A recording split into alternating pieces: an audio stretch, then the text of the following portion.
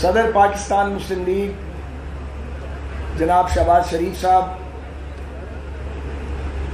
آج کی تقریب کے میزبان محترم اور میرے بڑے بھائی مسلم لیگ نون کے ببر شہر خواجہ محمد آصف صاحب،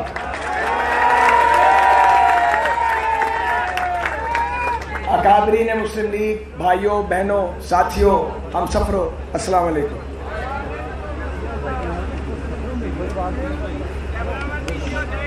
مجھے کچھ عرصہ پہلے بھی ویسے تو بہت بار یہاں آنے کا موقع ملا، لیکن ابھی میں بات کر رہا تھا بابی صاحبہ سے، مسز خواجہ آصف سے۔ پچھلی بار جب آیا تو خواجہ صاحب پابند سلاسل تھے اور گھر میں کوئی نہیں تھا۔ ہم کچھ ان کے ساتھی سیاسی کارکن یہاں اکٹھے ہوئے، منشا بٹ صاحب اور باقی دوست، پھر یہاں چند ساتھی تھے، ان سے گفتگو کی، میڈیا ٹاک کی، تو مجھے بڑا عجیب لگا کہ اتنے ظالم ہیں کہ لوگوں کے آباد گھروں کو بھی ویران کرتے ہوئے شرم محسوس نہیں کرتے۔ لیکن حقیقت ایک اور بھی ہے۔ وہی گھر جہاں کچھ عرصہ پہلے نہ خواجہ صاحب تھے، نہ ان کے صاحبزادے تھے، نہ بھابی صاحبہ تھیں، گھر والے نہیں تھے، ان کو احتساب کے جھوٹے چکر میں پھانسا گیا تھا۔ چند سیاسی کارکن تھے جو ان کے وفادار ہیں۔ آج کچھ ہی عرصہ گزرنے کے بعد آپ دیکھیں پھر رونقیں لگی ہوئی ہیں، لوگ جیت کے الحمدللہ بیٹھے ہیں، ساری سیاسی نمائندگی اور قیادت بھی موجود ہے، اور کتنا بڑا یہ اجتماع ہے۔ سبق یہ ہے کہ سیاسی حقیقتوں کو آپ طاقت کے بل پر بدل نہیں سکتے۔ یہ سبق پاکستان میں پہلی بار نہیں ملا، یہ سبق بار بار ملا ہے۔ لیکن اگر اس سے فائدہ اٹھایا جائے، استفادہ کیا جائے، سمجھ لیا جائے، تو پھر نہ تو زور لگانا پڑے، نہ ڈس آرڈر کریے تو ملک میں، اور ملک کہیں سے کہیں پہنچ جائے۔ چوتھا سال ہے اس حکومت کو، بہت اس پہ بات ہوئی ہے، میں بات تھوڑی اور کروں گا۔ جو کچھ اس ملک کے لوگوں کے ساتھ مہنگائی، بے روزگاری، لاقانونیت، ناانصافی اور انتقام اور نالائکی نے کر دیا ہے، ایسی مثال اور ایسی نظیر اس سے پہلے کبھی نہیں ملی۔ حکومتیں آئی ہیں، انہوں نے بیڈ گورننس بھی کی ہے، مگر موجودہ حکومت کا موٹو ہے نو گورننس۔ گورننس کرنی ہی نہیں ہے، یہ ان کا مسئلہ ہی نہیں ہے۔ ان کا صرف ایک مسئلہ ہے کہ اتنا جھوٹ بولو اور اتنی بلند آواز کے ساتھ بولو اور اس طریقے سے بولو، کورس کی شکل میں راگ گانا شروع کر دو، اپنے مخالفین پر حملہ کرو، جو ہماری بات نہ مانے اس کو رگڑ دو، چور بنا دو، کافر بنا دو، ڈاکو بنا دو، کوئی الزام لگا دو اور اپنا چورن بیچتے رہو۔ لیکن یہ جو احتساب کا ڈول ڈالا گیا تھا، یہ اس کے باوجود کہ پاکستان کی عدلیہ پر دباؤ رہا ہے، اور جس عدلیہ کی آزادی کی خاطر ہم نے جیلیں کاٹی تھیں، اور نواز شریف صاحب کی قیادت میں ہم نے لانگ مارچ 2 بار کیا تھا، میں بہت افسوس کے ساتھ کہنا چاہتا ہوں، ایک آزاد سیاسی کارکن ہوں، عدلیہ کی وہ آزادی ملی نہیں۔ ہم نے، وکلاء نے، میڈیا نے، سول سوسائٹی نے، سیاسی جماعتوں نے عدلیہ کی آزادی کے لیے جب 2 لانگ مارچ کیے، اور جب ججز بحال ہوئے، جن میں سے کوئی ہمارا رشتہ دار نہیں تھا، ہمارا خیال تھا کہ اس کے بعد ملک میں ایک نئی صبح روشن ہو گئی ہے، اور اب عدل کا دورہ ہوگا، اور کوئی حکمران، کوئی طاقت عدلیہ کو انڈرمائن نہیں کر سکے گی۔ لیکن میں اعتراف کرتا ہوں کہ ہم اپنی منزل پہ نہیں پہنچ سکے، اور جو عدلیہ کی آزادی کا خواب تھا، اور جس کے لیے ہم سب جیلوں میں گئے ہیں، میں بھی میاں والی جیل اور بہاولپور جیل کاٹ کے آیا تھا، آج ضرور میں سوچتا ہوں کہ جس آزادی کا خواب ہم نے دیکھا تھا، عدلیہ اس آزادی کو مینٹین کیوں نہیں کر سکی۔ آج حال یہ ہے کہ نواز شریف اور شہباز شریف اور حسن اقبال کا لایا ہوا سی پیک وہ سرد خانے کی نظر ہو چکا ہے۔ جو پاکستان کے لیے گیم چینجر تھا، اور جو پاکستان کو میاں نواز شریف کے ویژن کے مطابق جو تھا وہ کہتے تھے کہ معاشی دھماکہ کریں گے، ایٹمی دھماکہ ہم نے کیا تھا، وہ بات کہیں سے کہیں نکل گئی ہے، وہ اس کا ثمر ضائع ہو گیا ہے. نہ جانے کتنے سال لگیں گے جو قومی زندگی کے ضائع ہوئے ہیں. مجھے نہیں معلوم کسی کو اس کا احساس ہے یا نہیں ہے.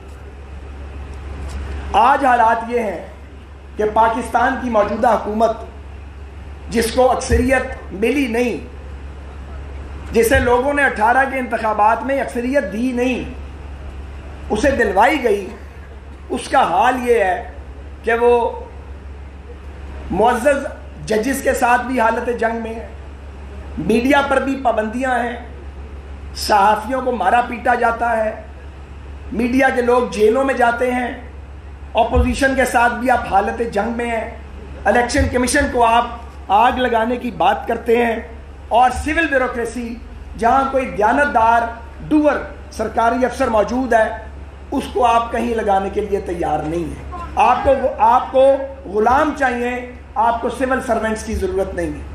تو جب ملک میں یہ حالت ہو کہ ایک حکومت جس کے پاس میجورٹی نہ ہو وہ ملک کے تمام ریاست کے ستونوں کے ساتھ وہ حالت جنگ میں آ جائے تو سوچیں اس ریاست کا کیا حال ہوگا. آج پاکستان کا وہی حال ہے.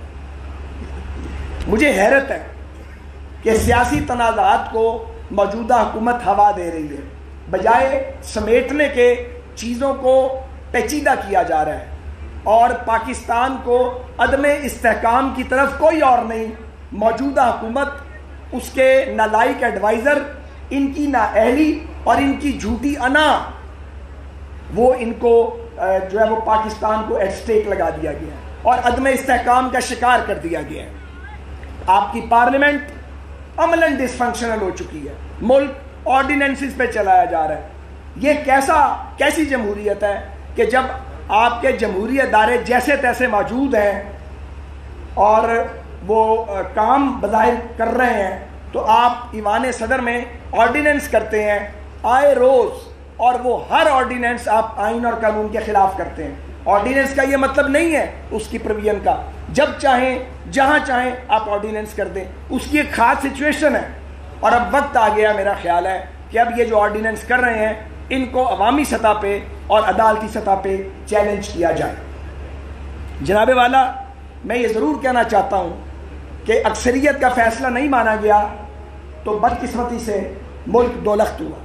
71 میں پھر اکثریت کا فیصلہ نہیں مانا گیا، 77 کے اندر تو 11 سال کا مارشل لاء آیا. اب آپ فیصلہ کر لیں کہ آپ اس ملک کے ساتھ کیا کرنا چاہتے ہیں. یہ جو الیکٹرانک ووٹنگ مشین کا فراڈ ہے جس کے ذریعے آپ ڈے لائٹ رابری کی کوشش کرنا چاہتے ہیں، پاکستان کی کوئی پولیٹیکل پارٹی اس پہ ایگری نہیں کرتی. تو سٹیک ہولڈر تو ہم ہیں. اگر آپ بلڈوز بھی کر لیں گے، اگر آپ جعلی اکثریت کی بنیاد پہ قانون بھی بنا لیں گے، مگر کوئی سیاسی جماعت اس کو تسلیم نہیں کرے گی، تو اس کا مطلب کیا ہوگا؟ اس کا مطلب یہ ہوگا کہ انتخابات، آنے والے انتخابات روز اول سے کنٹروورشل متنازع ہوں گے. اور جب انتخابات متنازع ہوتے ہیں تو یہ کوئی 50 لاکھ کا ملک نہیں ہے، 22 کروڑ کا ملک ہے اور 4 فیڈریٹنگ یونٹ ہیں. تو آپ سوچیں اس کے کانسیکوینسز کیا ہوں گے، اس کے نتائج کیا ہوں گے. یہ خدا نخواستہ ایسا الیکشن ریاست کی بنیادوں کو کمزور نہیں کرے گا بلکہ ہلا دے گا. میں درخواست کرتا ہوں حکمران گروہ سے کہ وہ اپنے اقتدار کے لیے اور اگلا الیکشن جیتنے کے لیے پاکستان کی ریاستی بنیادوں کو داؤ پر نہیں لگائیں. اس سے بڑا ظلم کسی بھی قوم اور ملک کے ساتھ اور کوئی نہیں ہو سکتا. ای وی ایم کو کوئی تسلیم نہیں کرتا. پاکستان کا الیکشن کمیشن، جس کے چیف الیکشن کمشنر کا نام حکومت اور اپوزیشن نے مل کے تجویز کیا تھا، اور وہ الیکشن کمیشن 37 آبجیکشن ریز کر چکا ہے. اپوزیشن اس پر آمادہ نہیں ہے، تو آپ کیسے زبردستی کر سکتے ہیں؟ اگر آپ یہ زبردستی کریں گے تو آپ ایک ایسا منظر دیکھیں گے جو شاید اس سے پہلے کم دیکھا گیا ہوگا. میرا یہ مشورہ ہے سیاسی مخالف ہونے کے باوجود کہ آپ ایسا کرنے سے گریز کریں. اس سے پاکستان کو ناقابل تلافی نقصان ہو سکتا ہے. کینٹونمنٹ بورڈ کے انتخابات ہوئے، ہم نے لاہور میں کہا کام کو ووٹ دو، اس کا غلط مطلب نکالنے کی کوشش کی گئی. کام کو ووٹ دو کی جب ہم نے بات کی تو اس کا کیا مطلب ہے؟ کام اس ملک میں کس نے کیا ہے؟ اس ملک میں کام نواز شریف نے کیا ہے، اس ملک میں کام شہباز شریف نے کیا ہے. یہ دونوں بھائی جدید پاکستان کے معمار ہیں. اس پہ غور کریں. میں تکرار سے کہتا ہوں یہ جدید پاکستان کے معمار ہیں. کون سا کام ہے تعمیر و ترقی کا جو میاں نواز شریف اور میاں شہباز شریف نے نہیں کیا؟ اس ملک میں انہوں نے موٹر وے کلچر کی بنیاد ڈالی ہے. باقی ساری باتیں ہو گئی ہیں. یہ جو آپ کے ہاتھوں میں سیلولر ٹیکنالوجی ہے یہ میاں نواز شریف لے کے آئے تھے پاکستان میں. تو مجھے یہ بتائیں ہم ان کے کام کی بنیاد پر ووٹ مانگے تو یہ جرم ہے؟ اور دوسری بات ہے ووٹ کی عزت کی. تو ووٹ کی عزت تو کرنی پڑے گی سب کو. وہ ووٹ کی عزت ان تمام سیاسی جماعتوں کو بھی کرنی ہے جو رگنگ کی کوشش کرتی ہیں. جب کوئی الیکشن رگ کرنے کی کوشش کرتا ہے وہ ووٹ کی بے حرمتی کرتا ہے. جب غیر جمہوری طاقتیں مداخلت کرتی ہیں مارشل لا لگتے ہیں تو وہ ووٹ کی بے حرمتی ہوتی ہے. جب عدلیہ سے کبھی نظریہ ضرورت کے تحت فیصلے آتے ہیں وہ ووٹ کی بے حرمتی ہوتی ہے. جب میڈیا میں بعض بکاؤ لوگ بیٹھ کر کسی منتخب جمہوری حکومت کے خلاف سازش کرتے ہیں وہ ووٹ کی بے حرمتی کے مرتکب ہوتے ہیں. ہر وہ شخص جو ووٹ کی بے حرمتی کا مرتکب ہوگا وہ ملک کو نقصان پہنچائے گا. ہمیں اپنے اپنے کردار کا جائزہ لینا چاہیے اور ووٹ کی حرمت اور اس کے تقدس کو مانے بغیر بات آگے نہیں بڑھ سکتی. کینٹونمنٹ بورڈ کے موجودہ انتخابات میں مرکزی اور صوبائی حکومت نے رگنگ کی کوشش کی, الیکشن خریدنے کی کوشش کی. آپ نے ہیلتھ کارڈ بانٹے, آپ نے انکم سپورٹ پروگرام کے 12 ہزار روپے ہزاروں کی تعداد میں بانٹے. آپ نے الیکشن شیڈول کے بعد 3 سال آپ نے کوئی کام نہیں کیا. آپ نے ڈیولپمنٹ کے بہانے آپ نے سرکاری خزانے کے منہ کھولے. آپ نے لوگوں کو خریدنے کی کوشش کی, ووٹ خریدے. لیکن اہم بات یہ ہے پاکستان کے ریاستی ادارے اس الیکشن میں میرے تجربے کے مطابق امپارشل تھے. نتیجہ یہ نکلا ہے کہ ان انتخابات میں ہم بھی جیتے, آزاد لوگ بھی جیتے, پی ٹی آئی نے بھی کئی جگہ پہ کامیابی پنجاب سے باہر حاصل کی, اور بھی جماعتوں کو موقع ملا, کسی نے اعتراض نہیں کیا.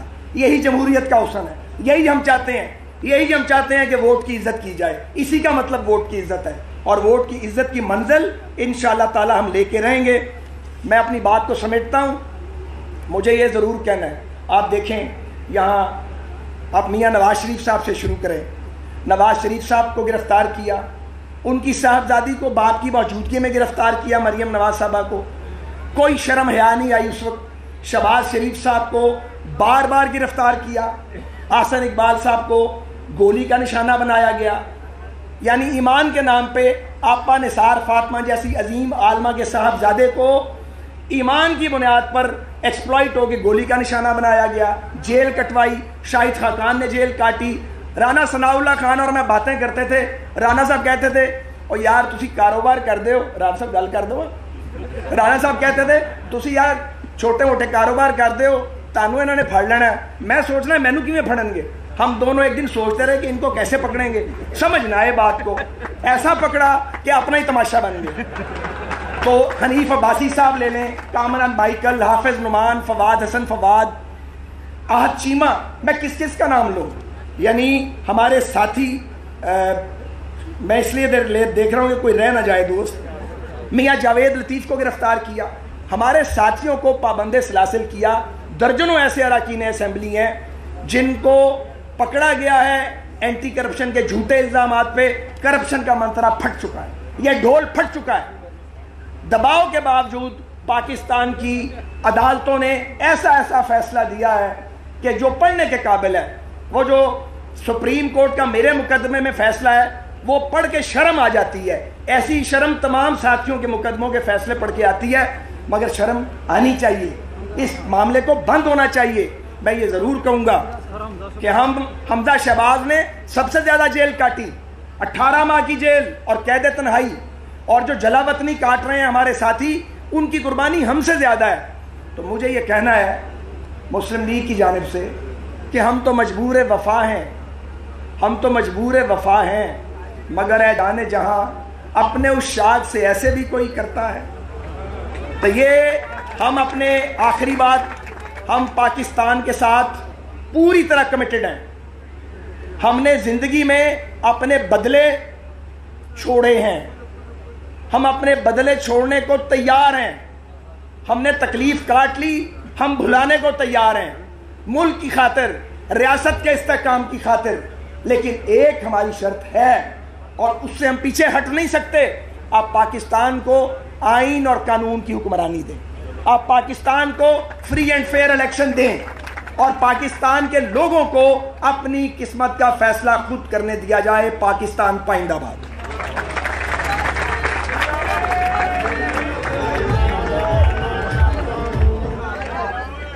طالب علموں کے لیے مسیحا کہوں